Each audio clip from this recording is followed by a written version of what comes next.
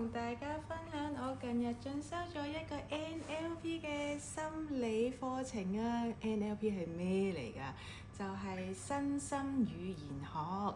身體係咩啊？身體嘅行為、心理嘅質素同埋語言嘅溝通技巧，好有用㗎。每次落咗堂之後，我係即刻用到佢嘅工具。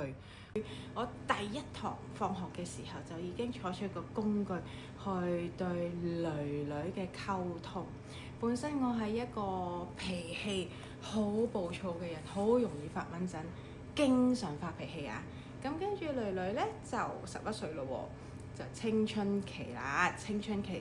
跟住啲小朋友好反叛，每一句都好反叛嘅時候，我點樣利用一個 NLP 嘅工具去同佢溝通呢？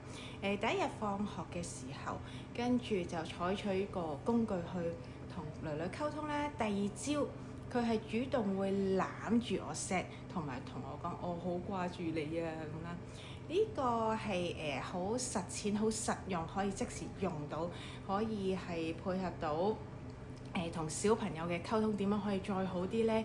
同埋我本身係一個好暴躁嘅人㗎嘛，咁其實當小朋友去曳啦，我又發脾氣啦，基本上係令到大家嘅關係咧係破壞咗。其實我個心係又唔開心，就諗點解可以好啲呢？但係又控制唔到自己情緒，係咁發脾氣喎。咁仲有少少分享嘅就係每次我經期前，荷爾蒙會影響到我更加 EQ 低，跌晒鑊嘅。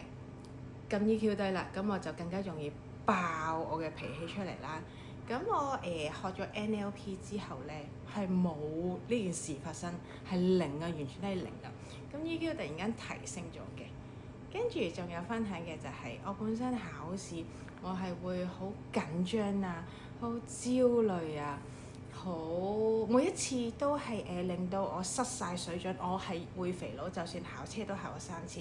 但係經歷咗又係學習咗 NLP 嘅工具之後呢，我而家對考試嘅感覺係好開心啦，好放鬆啦，好迎接我嚟緊每一個考試嘅。